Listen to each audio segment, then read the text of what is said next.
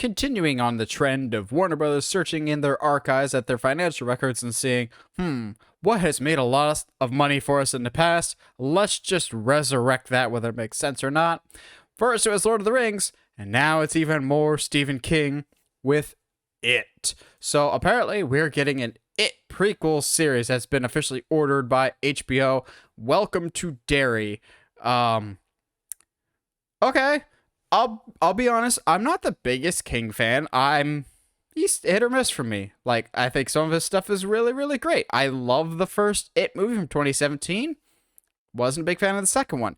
But in the movie's defense, I've always thought that the second half of It is kind of redundant and pointless just because it's the first half, which is more flashbacks in them as adults. Like, you could have just cut the book down and made it just about them as kids and just completely cut out the BS with them as adults. But that's just me.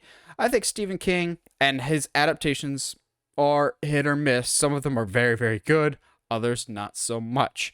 I actually like both It's the remake as well as the Tim Curry one. The Tim Curry one just hasn't aged as well as people seem to think it has, but Tim Curry is fantastic. You can do no wrong with Tim Curry. Tim Curry is genuinely a national treasure.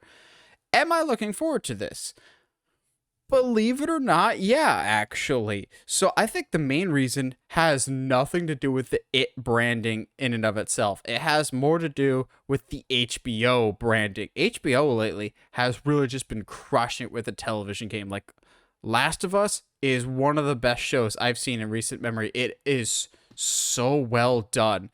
And also just with the horror genre exploding the way that it has over the past decade or so, I want to see more good horror television, as well as we've gotten great horror movies lately. Like, I've seen a lot more, it could just be my circles, but I've seen a lot more attention being paid to the horror movies than horror television. I know there's good horror TV shows, but I'm seeing a lot more of the focus on movies. I think this could be a huge hit for them. This feels like a very safe bet of, yeah, It Chapter 2, not particularly my favorite, but it still made them a lot of money. Pennywise has become one of the most recognizable horror brands and IPs that you can have around. Like, as much as I hate to say it, currently, I think more people might be able to recognize Pennywise than Michael Myers, at least from a younger generation standpoint, and they've probably had more financial box office success. I think there's that inherent fear of clowns that people will always come back to.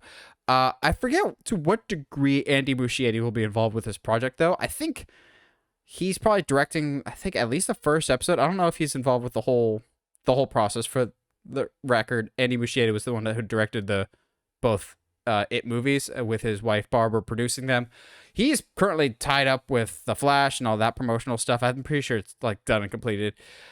What his fate is with DC after The Flash is still up in the air. I wouldn't be surprised if James Gunn considers keeping him around. But I don't know what his involvement will be with it, and also that kind of changes how much I'm excited for this, if that makes sense. Like, I think a big part of what made it so good was the directing of Andy Muschietti. So without him, I don't know how on board I am with the project. And also, are we bringing Bill Skarsgård back? I don't necessarily think you need to, but it really, really helps. And if this is a Pennywise origin, I think you can kind of get away with not casting him if you wanted to save money. But at the same time, like Tim Curry before, I think this specific incarnation of Pennywise is synonymous with Bill Skarsgård. Sure, you could recast if you want, but I think so many people identify now Pennywise with Skarsgård, even through the makeup and the prosthetics and everything else, that you really should bring him back. I'm also a fan of, like, the throwback style. If this is set in, like, the Vivitch era of, like, colonial America, cool. I like throwback horrors just as well as I like modern stuff. Like, put it in old school Americana feel. Yes, I'm down for that.